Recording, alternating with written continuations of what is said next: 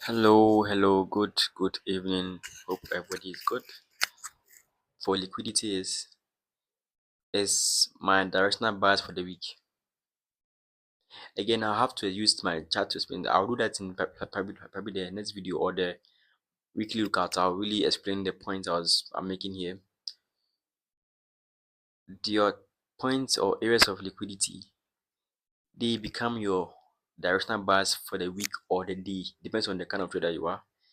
So if let's say you mark a point up there as your area of liquidity, that becomes your directional bias. You find setups that support the idea towards that area of liquidity up there somewhere or down there wherever you put yours at.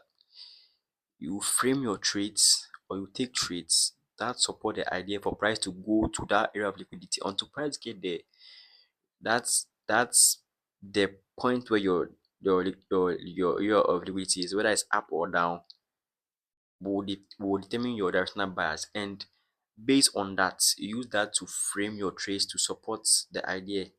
So let's say maybe the area of liquidity is up, so mean that for that week or that day, your directional bias is bullish. So you see some setups may form.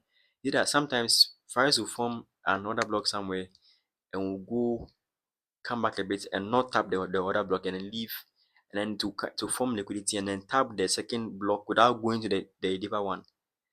That is very normal. I've seen that happen, but I realized that as long as the point of liquidity up there hasn't been tapped, price won't be going down deep for liquidity then now go up again. No, it will just find the closest liquidity or point of interest or area of interest and use that to push price higher, to keep forming other blocks or zones, however you call it, to support the idea until price get there.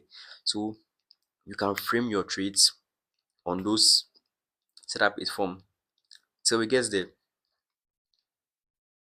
So let's say you realize that for this week the draw on liquidity is price is focused on internal range liquidity, right? Then and let's say it was a bullish market and then price now focus on internal range liquidity. That's kind of bearish. So for that week, since price is focusing on internal range liquidity, your bias becomes what? Bearish for the week. Then you can now form or find not form but find setups that support the idea.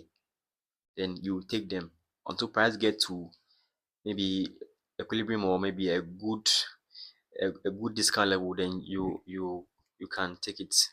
You can take your TP there and stop. I think that's where I've reached so far.